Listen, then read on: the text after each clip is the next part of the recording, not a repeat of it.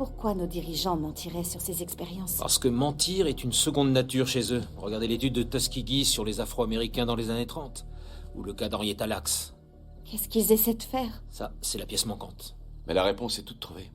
Ce gouvernement qui cache, qui stocke même la technologie extraterrestre depuis 70 ans, aux dépens de la vie humaine et de l'avenir de la planète, est poussé non seulement par la cupidité industrielle, mais aussi par un objectif plus noir. La prise de contrôle de l'Amérique.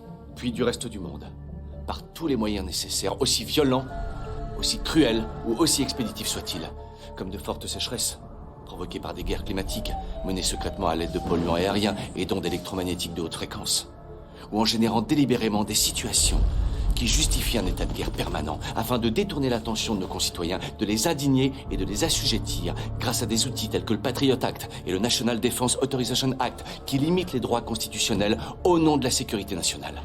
Par la militarisation des forces de l'ordre dans les grandes villes des États-Unis, la construction de camps de prisonniers par l'Agence fédérale des situations d'urgence sans objectif justifié, la main mise sur l'agriculture et l'industrie alimentaire, pharmaceutique, sur les services de santé par les industriels, dans le but d'engraisser, d'endormir et de rendre malade une population déjà rongée par le consumérisme.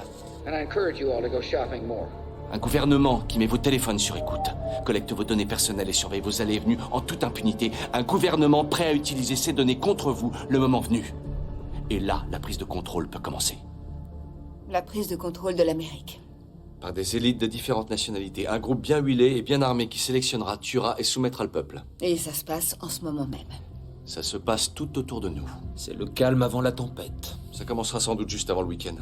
Les banques annonceront une fermeture temporaire de leur système informatique pour raison de sécurité. La monnaie numérique disparaîtra. Ils peuvent nous voler notre argent? S'en suivra une détonation de bombes à impulsion électromagnétique qui coupera les principaux réseaux électriques. On croira à un attentat contre l'Amérique par des terroristes ou la Russie.